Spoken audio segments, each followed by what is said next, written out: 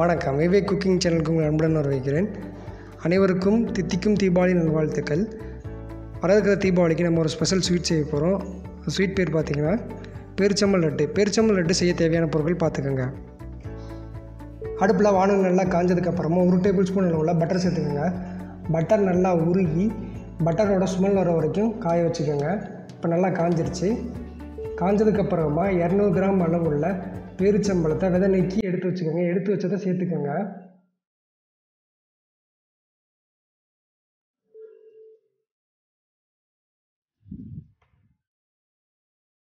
நல்லா கிண்டிக்கோங்க. ரொம்ப நேரம் வதக்கிடாதீங்க. நடுநிலை பக்குவமாக வர வரைக்கும் நல்லா கிண்டிக்கோங்க. இப்போ ரெடி ஆயிடுச்சு. ரெடியானதை வேறு ஒரு பாத்திரத்தில் மாற்றி வச்சுக்கோங்க. மாற்றி வச்சு 10லேருந்து 20 நிமிஷம் நல்லா ஆற வச்சுக்கோங்க.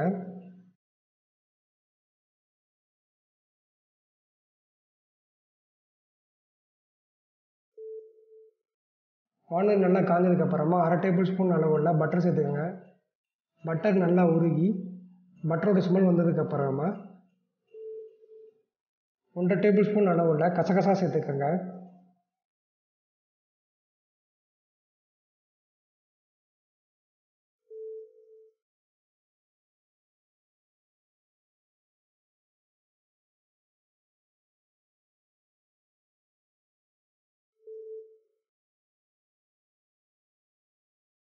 ஐம்பது கிராம் அளவுள்ள தேங்காய் பூவை சேர்த்துக்கோங்க. சேர்த்துட்டு தேங்காய் நல்லா பொன்னிறமாக வர வரைக்கும் நல்லா வதக்கிக்கோங்க.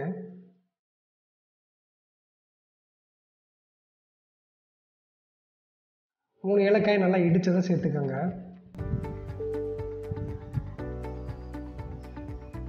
25 கிராம் பாதாம் பருப்பு, 25 கிராம் பிஸ்தா பருப்பு, 25 கிராம் முந்திரி பருப்பை நல்லா 2ஆக உடச்சதை சேர்த்துக்கோங்க. இதுவும் நல்லா பொன்னிறமாக வர வரைக்கும் நல்லா வறுத்துக்கோங்க.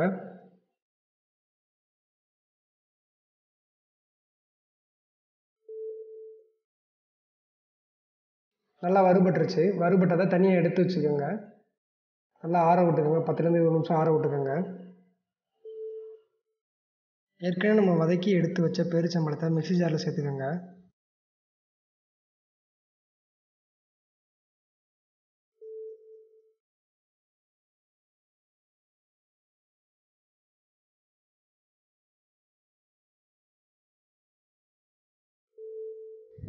வலுவலுன்னு அரைச்சிடாதீங்க.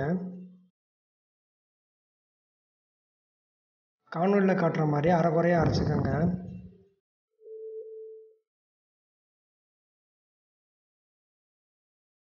ஏற்கனவே நம்ம வறுத்து எடுத்து வச்ச பருப்பு வகைகள், தேங்காய் பூ, கசகசா எல்லாத்தையும் மிக்சியில் போட்டுட்டு அரைக்குறையாக அரைச்சி எடுத்து வச்சுக்கோங்க. அரைச்சதை வேறு ஒரு பாத்திரத்தில் மாற்றிக்கோங்க. இந்த லட்டில் இருக்கிற பேரிச்சம்பழம் இரும்பு சத்து மற்றும் நார் சத்து கிடைக்கும். நட்ஸில் வந்து புரதங்கள் இருக்குது. இதில் இருக்கிற கசகசா பார்த்திங்கன்னா எலும்பை வலுப்படுத்தும். 10 கிராம் அளவுள்ள டூட்டி ஃப்ரூட்டியை சேர்த்துக்கோங்க. சேர்த்துட்டு நல்லா பிசைஞ்சு விடுங்க.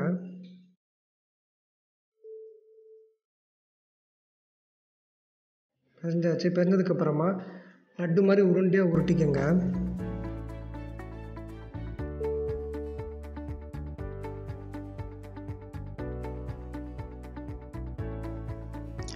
உங்களுக்கு கார்னிஷ் வேணும்னா காணொலியில் காட்டுற மாதிரி உங்களுக்கு தேவையான அளவு கசகசா சேர்த்துட்டு நம்ம செஞ்சு வச்ச அந்த லட்டை நல்லா கோட் பண்ணிக்கோங்க. கோட் பண்ணி தனியாக எடுத்து வச்சுக்கோங்க. எடுத்து வச்சுட்டு மேலே பிஸ்தா பருப்பு வச்சுக்கோங்க. பேரிச்சம்பழம் லட்டு ரெடி ஆயிடுச்சு. இந்த பேரிச்சம்பழம் லட்டை வரதுக்கு தீபாவளிக்கு செஞ்சு பார்த்துட்டு எப்படி இருக்குங்கிற கமெண்ட் செக்ஷனில் சொல்லுங்கள்.